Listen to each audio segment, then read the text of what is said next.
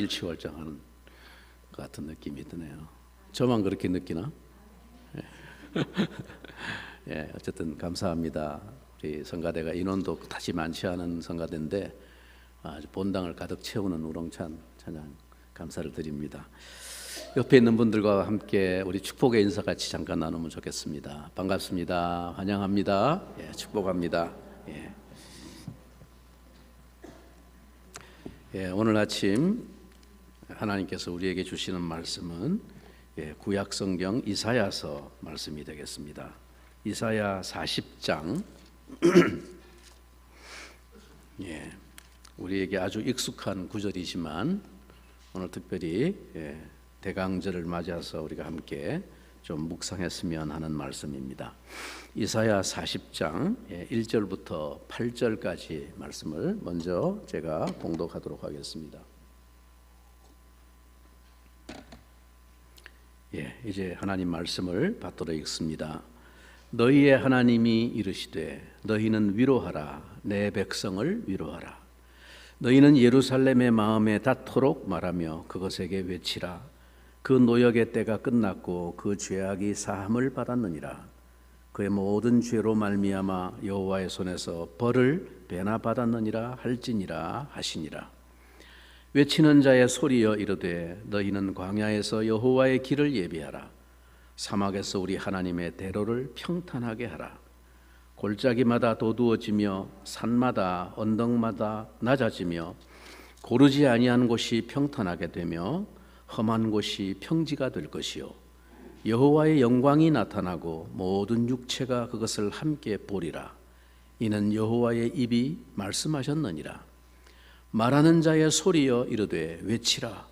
대답하되 내가 무엇이라 외치리이까 하니 이르되 모든 육체는 풀이요 그의 모든 아름다움은 들의 꽃과 같으니 풀은 마르고 꽃이 시들면 여호와의 기운이 그 위에 불미라. 이 백성은 실로 풀이로다. 풀은 마르고 꽃은 시드나 우리 하나님의 말씀은 영원히 서리라 하라. 아멘. 교회 역사에서 전통적으로 성탄절을 앞두고 있는 이 한 달을 보통 대림절 기간이라 이렇게 부릅니다. 이 대림절은 다른 말로는 강림절 혹은 대강절이라고도 하는데 말하자면 주님의 강림을 대망하는 기다리는 기간이다 그런 뜻이죠. 주님의 오심을 기다리는 시간들입니다. 성탄절은 하나님이신 예수 그리스도께서 사람의 몸으로 우리를 찾아오신 이 땅에 강림하신 그 첫 번째 강림을 기념하고 그 의미를 되새기는 절기입니다. 그러나 우리를 위해서 찾아오신 주님의 강림은 2000년 전 처음 오신 그 초림뿐만 아니라 앞으로 다시 오실 재림과 함께 역사를 통해서 그 주님을 기다리는 대망의 신앙에 대해서 우리에게 메시지를 던지고 있습니다. 기독교의 위대한 메시지의 핵심은 한마디로 말하면 하나님이 인간인 우리를 찾아오셨다라는 데서부터 빛나고 있습니다. 오늘 본문에 우리가 읽은 이 내용은 두 가지 사실을 동시에 우리에게 보여주고 있습니다. 1차적으로는 이사야가 이 예언을 할 때는 당시에 이스라엘 백성들을 향해서 너희들이 앞으로 훗날 이렇게 나라가 멸망하고 포로로 잡혀가고 그렇게 고난을 겪지만은 그러나 그 바벨론 포로 기간이 끝나고 그 절망 속에서 다시 구원받고 회복되어지게 될 것을 예언하고 있는 말씀이죠. 그러나 궁극적으로는 장차 이 메시아가 오시는 초림과 재림을 통해서 모든 하나님의 백성들이 구원받게 될 것을 예언하는 말씀입니다. 그러므로 그 주님의 오심을 우리가 준비하고 기다리라고 이사야 선지자는 외치고 있는 것이죠. 자, 그렇다면 여러분, 이 주님이 우리에게 오신다고 하는 주님의 오심은 우리에게 보다 구체적으로 무슨 의미가 있습니까? 그 오셔서 어쨌다는 것인가? 그것은 먼저 하나님께서 우리를 위로하신다는 의미입니다. 오늘 본문 1절을 보시면 너희 하나님이 이르시되 너희는 위로하라, 내 백성을 위로하라 말씀하십니다. 반복해서 위로하라, 위로하라 강조하시죠. 여러분, 누가 위로를 할 수 있습니까? 인생을. 우리 사람은 아무도 다른 사람을 진정으로 위로할 수가 없습니다. 왜냐하면 그 사람의 사정, 그 고통의 깊이, 그 고통으로부터 파생되는 온갖 불행들을 우리가 다 이해할 수 없기 때문입니다. 오직 우리 인간을 온전히 위로하실 수 있는 분은 하나님 한 분밖에 없습니다. 그래서 그 주님만이 우리의 모든 사정과 형편과 그 문제의 뿌리를 다 알고 계시기 때문인데, 그래서 사도 바울은 고린도후서에서 이렇게 말했습니다. 우리 하나님을 가리켜 표현하기를 모든 위로의 아버지, 모든 위로의 하나님이라고 말합니다. 주님께서는 한마디로 말하면 우리 인생을 근본적으로 위로하시기 위해 이 땅에 강림하셨다, 이 땅에 오셨다는 것입니다. 그럼 하나님께서 누구를 위로하시는가? 오늘 본문의 표현에 말하면 자기 백성들을 위로하신대. 내 백성을 위로하라.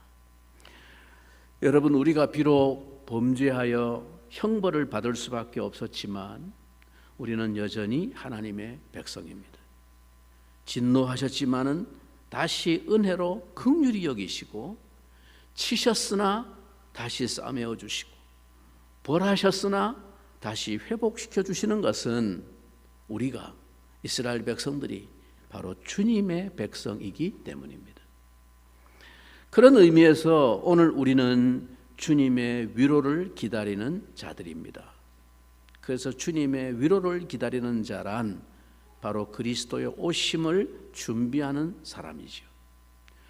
여러분, 신약 성경 누가복음 2장에 보면 예수님 당시, 탄생하신 당시의 상황에 대한 기록 가운데 이런 내용이 나오죠. 예루살렘에 시몬이라고 하는 사람이 나이 많은 노인이 살고 있었습니다.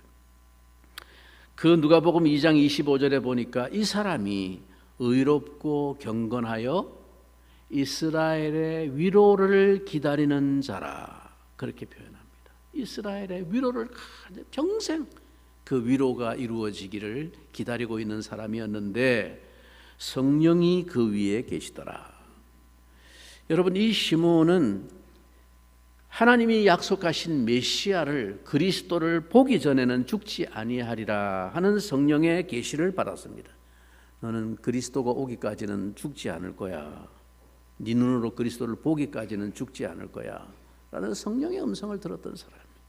그래서 오늘이나 내일이나 언제 그 주님이 오실까, 내가 벌써 나이가 80이 넘어 지금 이제 얼마 살지 알 수 없는, 내일을 기약할 수 없는 인생의 노년인데 겨우 그 기력을 다해서 날마다 성전에 가서 기도하고 메시아의 대망을 기다리고 있는 사람인데 언제 오시지? 내가 죽기 전에 주님이 오신다고 그랬는데.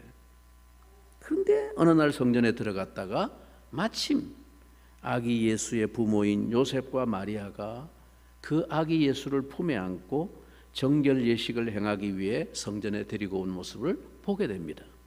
그때 그 시몬이 아기를 안고, 그 아기를 받아 안고 하나님을 찬양합니다. 뭐라고 말합니까?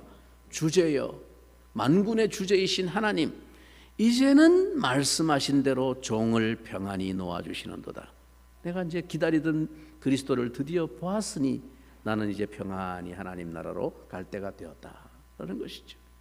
내 눈이 주의 구원을 보았사오니, 이 아기를 봤는데 뭘 봤다고 말합니까? 주의 구원을 보았사오니 이는 만민 앞에 예비하신 것이요 이방을 비추는 빛이요 주의 백성 이스라엘의 영광이니이다. 그는 하늘의 위로를 받고 너무나 기뻐했습니다. 성도 여러분, 여러분을 사랑하셔서 이 땅에 오시고 구유에 탄생하신 주님을 바라보시기 바랍니다. 십자가에 달리신 그 주님을 바라보시기 바랍니다. 그리고 다시 영광의 왕으로 오실 그 주님을 믿음의 눈으로 기다리고 바라보시기를 바랍니다. 자, 그렇다면 하나님께서 자기 백성을 위로하시는데 어떻게 구체적으로 위로를 하십니까? 그것은 바로 주님의 백성들의 근본 뿌리인 죄를 용서하시는 것으로 위로하십니다. 본문 이어지는 2절에 보면 그 노역의 때가 끝났고 그 죄악이 사함을 받았느니라 말씀합니다.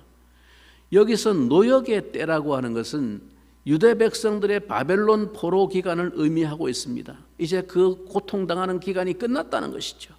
다시 말하면 유다의 바벨론 포로 기간은 이제 하나님께서 그 죄악을 사하심으로써 끝이 났다라는 말씀입니다. 여기서 우리가 주목해야 될 사실이 있습니다.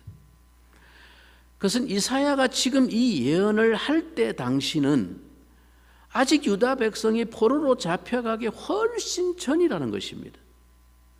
아직 유다가 멸망하지도 않았고 다만 선지자들의 경고와 예언이 계속 주어지던 때입니다. 즉 오늘 본문이 말하고 있는 이 노역의 때가 끝났다라는 것은 사실 이사야가 예언한 때로부터 170년 후에나 이루어졌습니다. 170년 후에 이루어질 역사적인 사건을 예언한다는 것은 그 예언이 인간의 생각에서 나온 것이 아니라 역사를 주관하시는 하나님에게서 나온 말씀이라는 사실을 확증해 주는 것입니다. 아직 이런 일이 시작도 안 되었는데 하나님은 이사야를 통해서 170년 전에 이미 그 노역의 때가 끝났다고 말씀하시는 것입니다. 하나님의 약속이기 때문에 그대로 이루어질 것이 너무나 확실한 사실이기 때문에 마치 이미 이루어진 것처럼, 이미 끝난 것처럼 말씀하고 있는 것입니다. 나아가서 우리는 예수님의 고난과 죽으심 때문에 우리의 모든 죄가 용서함을 받았습니다. 우리는 이제 용서받은 자로 살아갑니다. 위로를 받은 자로 살아야 됩니다.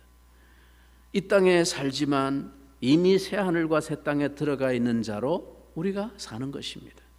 성도 여러분, 우리의 주홍같이 붉은 모든 죄를 용서하심으로 위로하시는 주님을 온전히 의지하시기를 바랍니다. 그런데 여러분, 오늘 이사야 선지자는 우리가 그렇게 그분을 기다리고 대망할 뿐만 아니라 그분이 우리에게 오시는 그 길을 우리가 준비해야 한다고 외치고 있습니다. 그냥 기다리고만 있는 게 아니라 간절히 기다리면서 그분이 오시는 길을 우리가 준비해야 된다. 그분이 오늘 우리에게 오시는 그 길에 모든 장애가 되는 것들을 다 제거하고 그분이 신속히 평탄하게 오실 수 있도록 그 길을, 대로를 예비해야 한다고 외칩니다. 사랑하는 성도 여러분, 우리가 어떻게 그분이 오시는 길을 예비할 수 있습니까? 3절에 보시면 외치는 자의 소리여 이르되 너희는 광야에서 여호와의 길을 예비하라, 사막에서 우리 하나님의 대로를 평탄하게 하라 말씀하십니다. 유다 백성들에게 있어서 이 바벨론 포로 기간은 마치 광야에서 사는 기간과 같았습니다. 예루살렘의 멸망은 마치 사막처럼 황폐해진 것 같습니다. 그러나 그들은 바벨론에서 포로 생활하면서 과거에 지었던 우상 숭배의 죄를 회개하고 하나님의 말씀대로 살기를 다짐했습니다. 이렇게 죄를 회개하고 하나님의 말씀으로 돌아가는 것, 바로 이것이 주님이 오시는 길을 예비하는 것이요, 그가 오시는 대로를 만드는 것입니다. 그분의 위로가 우리 인생에 진정으로 필요하다고 느끼십니까? 그분의 위로를 기다리십니까? 그렇다면 이제 그분이 내 상한 심령 속에, 내 허물어진 인생 속에 속히 오실 수 있도록 내가 그 길을 준비하는 것이 무엇이겠습니까? 우리가 해야 할 가장 중요한 것은 우리 자신을 돌아보면서 회개에 합당한 열매를 맺는 것입니다. 우리가 그 길을 준비하기 위해 할 수 있는 일은 그 무엇보다 회개입니다. 그렇기 때문에 예수 그리스도보다 앞서서 세례 요한이 유다 광야에 먼저 나타나서 외쳤죠. 회개하라, 천국이 가까웠느니라. 곧 내 뒤에 오시는 이가 올 텐데 그는 나는 물로 너희에게 세례를 주지만 그는 물과 성령으로 세례를 주실 것이라고 이야기하셨습니다. 그분이 지금 오시고 있다. 그분이 오실 길을 준비하는 게 뭐라고요? 회개해라. 회개하라. 우리가 회개하여 주님의 길을 예비하는 그 모습을 오늘 본문의 이사야 선지자는 매우 생생한 언어로 표현하고 있습니다. 주님의 길을 예비하고 그분이 오실 그 대로를 평탄케 다듬는 작업, 고속도로를 건설하는 작업을 한번 연상해 보십시오. 자, 본문 4절 우리 같이 한번 주목해서 읽어보겠습니다. 4절입니다. 골짜기마다 도두어지며 산마다 언덕마다 낮아지며 고르지 아니하는 곳이 평탄하게 되며 험한 곳이 평지가 될 것이요. 고속도로를 닦는 작업을 보여주고 있는 겁니다. 예. 도로를 닦을 때 어떻게 됩니까? 패인 골짜기는 메꿔야 되고 높은 언덕을 좀 깎아야 되고, 예. 그 속에 뭐 나무나 잡초나 장애물들이 울퉁불퉁하게 있으면 다 제거해야 됩니다. 길을 평탄하게 해야 됩니다. 그리고는 아스팔트를 깔 수 있는 것이죠. 여러분, 이 구절은 매우 은유적이고 상징적인 문학적인 표현입니다. 그럼 이것이 우리에게 실제적으로 무엇을 의미하는 것일까요? 그 영적인 메시지가 무엇이겠습니까? 먼저 우리가 회개할 때 내 마음에 골짜기가 도두어집니다. 골짜기는 도두어야 합니다. 길을 만들기 위해서. 주님이 오실 대로를 평탄하기 위해서 우선 골짜기가 도두어져야 됩니다. 성도 여러분, 우리가 이 세상을 살아가면서 내 영혼과 삶 속에 숱한 골짜기가 있음을 발견하곤 합니다. 내 영혼 속에는 평강의 주님, 위로의 주님이 찾아오시는 것을 더디게 만드는 숱한 상처와 깊은 질곡의 골짜기들이 있습니다. 열등감과 낮은 자존감으로 병들어 있는 마음의 깊은 골짜기가 있습니다. 그래서 하나님의 사랑을 이야기해도 그 사랑이 내게 잘 느껴지지가 않아요. 내가 워낙 열등감이 있고 자존감이 낮고 상처 입은 영혼의 골짜기가 너무 패인 게 많아서 하나님의 말씀이 곧이곧대로 믿어지지 않아요. 내가 아무것도 한 게 없는데 그냥 구원해 준다고? 세상에 그런 게 어디 있어? 하나님의 사랑이 다가오지 않습니다.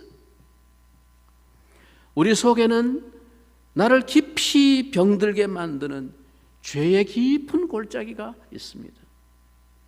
주님을 내 마음속에 맞아들이기 어렵게 만드는 상처나고 왜곡된 영혼의 골짜기들입니다.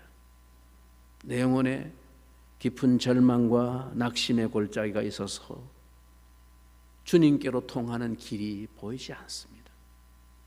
여러분, 이것이 어떻게 도두어지고 회복될 수 있을까요?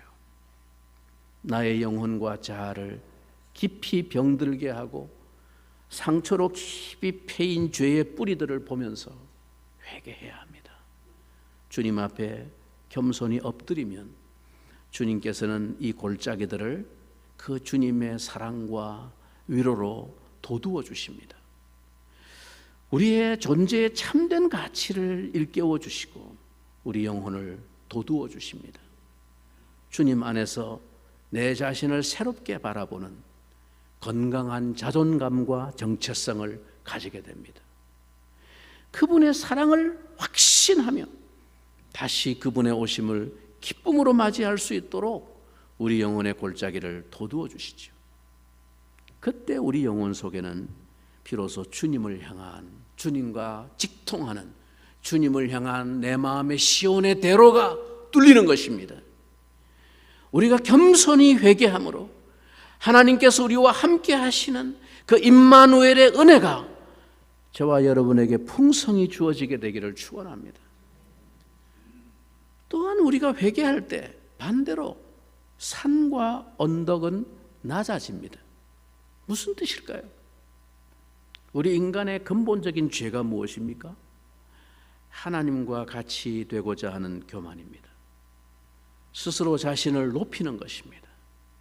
누구든지 자신을 높이는 자는 낮아지게 된다고 주님께서 분명히 말씀하고 있습니다. 무엇보다 주님의 은혜가 우리 마음에 들어올 수 있는 그 길목에 가장 커다란 장애물은 바로 산과 언덕같이 높아져 있는 우리 마음의 교만입니다. 그 마음의 교만이 주님의 말씀이, 주님의 은혜가 우리 영혼을 찾아오는 그 길목을 가로막고 있는 사탄의 장벽입니다. 높은 산이 가로막고 있는, 높은 언덕이 쌓여 있는 그 영혼 속에는 하나님의 말씀이, 하나님의 은혜가, 하나님의 위로가 들어올 수 있는 길목이 없습니다. 그 교만 때문에 모든 것이 차단되어 버립니다. 산마다 언덕마다 낮아져야 한다고 말합니다.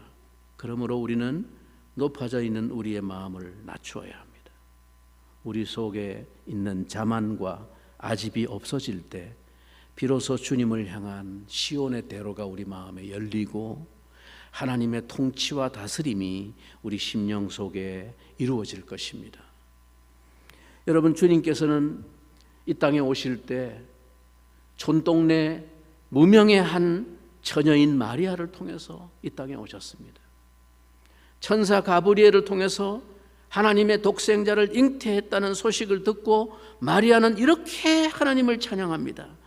그의 팔로 힘을 보이사 마음의 생각이 교만한 자들을 흩으셨고 권세 있는 자들을 그 위에서 내리치셨으며 비천한 자를 높이셨도다. 우리의 교만한 산들을 깎아야 합니다. 이것이 성탄을 기다리는, 우리가 그의 오심을 예비하는, 그가 우리 심령에 오실 수 있도록 그 대로를 평탄케 하는 준비입니다. 나아가서 우리가 회개할 때 고르지 않은 곳이 평탄케 되며 험한 곳이 평지가 될 것이요 라고 말씀합니다. 우리의 삶에는 주님이 오시는 길을 가로막고 있는 여러 가지 장애물들이 있습니다. 이 모든 장애물들을 제거해야 한다는 말입니다. 우리의 마음은 죄로 인해서, 본질적인 죄성으로 인해서 울퉁불퉁한 땅과 같습니다. 여러분, 비포장도로를 운전해 보면 그 길이 얼마나 더디고 불편한지 모릅니다. 속도를 내고 달려갈 수가 없습니다. 그러다가 잘 포장되고 반듯하고 평탄한 확 뚫린 고속도로에 딱 들어서 보십시오. 얼마나 기분이 상쾌하고 신나는지 모릅니다. 그 길이 신속하게 다다르는 것은 말할 나위가 없죠.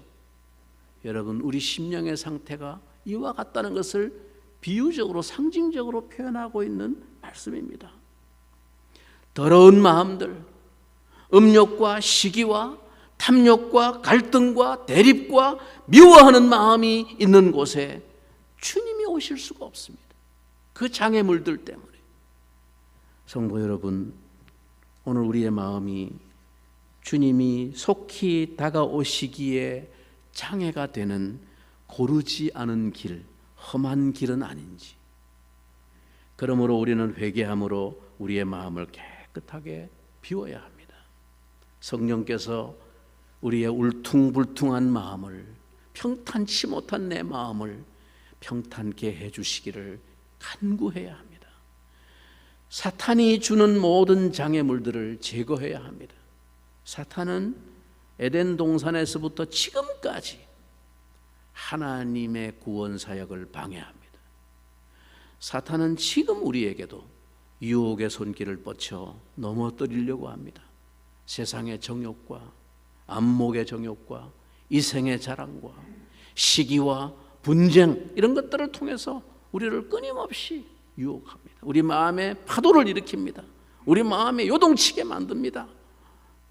우리 마음의 평화를 뺏어갑니다. 그리고 우리 마음속에 장애물을 자꾸 심습니다. 우리의 마음이 평탄하지 못하도록 계속 공격하고 시험합니다. 그러므로 우리는 더욱 깨어서 기도하며 이와 같은 내 영혼의 모습으로 인해서 하나님 앞에 회개하고 그 고르지 않은 길, 험한 길이 평탄케 되는 은혜를 구해야 하겠습니다. 이것이 주님의 오심을 기다리는 대림의 신앙입니다. 성도 여러분, 지금 이 시간 그리스도의 오심을 바라는 우리의 마음에 과연 돋우어야 할 골짜기가 무엇인지, 낮아져야 할 언덕이 무엇인지, 평지로 닦여야 할 꽃들이 무엇인지 살펴보시기를 바랍니다. 시편 84편 5절에 보니 주께 힘을 얻고 그 마음에 시온의 대로가 있는 자는 복이 있나이다 라고 말씀했습니다. 무엇보다 우리 마음에 주님으로 직통할 수 있는, 주님이 쉽게 언제든지 우리에게 찾아오실 수 있는 시온으로 통하는 그 대로가 뚫려 있는 마음은, 사람은 복이 있는 인생이라고 말했습니다. 세상적으로 아무리 성공하고 많은 것을 얻었다 할지라도 이 대로가 막혀 있는 심령은, 인생은 저주받은 인생입니다. 불행한 인생입니다. 우리 마음에 시온을 향한, 주님을 향한, 하나님의 나라를 향한 고속도로가 뚫릴 때 우리의 삶은 가장 복된 삶이 될 것입니다. 여러분, 그때 비로소 하나님의 영광이 나타날 것이라고 말합니다. 이사야 선지자는 이것을 비전으로 보았습니다. 오늘 본문 5절에 보면 하나님의 영광이 나타나고 모든 육체가 이것을 보리라. 주님의 백성을 위로하시기 위해, 모든 죄를 용서해 주시기 위해 오시는 그리스도의 탄생은 그야말로 아버지의 독생자의 영광입니다. 요한복음 1장 14절의 말씀대로 말씀이 육신이 되어 우리 가운데 거하심에 우리가 그 영광을 보니 아버지의 독생자의 영광이요 은혜와 진리가 충만하더라. 주님의 대속적인 죽음을 통하여 하나님의 구원 역사는 성취되어집니다. 이로 인해서 하나님의 영광은 온 우주에 가득해지는 것입니다. 이사야 선지자는 이 영광을 모든 육체가 함께 보리라 라고 말씀합니다. 그러므로 이제 주의 이름을 부르는 자는 누구든지 구원을 얻게 됩니다. 하나님은 모든 사람이 구원받으며 진리를 아는 데 이르기를 원하십니다. 세례 요한이 그의 일생을 통하여 처음 강림하시는 그리스도의 길을 예비하며 외쳤습니다. 그러나 이제 우리 성도들은 이미 오셨고 또한 다시 오실 그 그리스도의 완성된 구원을 선포하며 사람들의 심령 속에 그 길을 준비하도록 외치는 자가 되어야 합니다. 성도 여러분, 이제 주님의 나라가 더 가까이 다가오고 있습니다. 또 한 해가 지금 이렇게 지나갑니다. 그만큼 짧아진 것입니다. 주님의 나라가 우리에게 그만큼 더 가까워지고 있는 것입니다.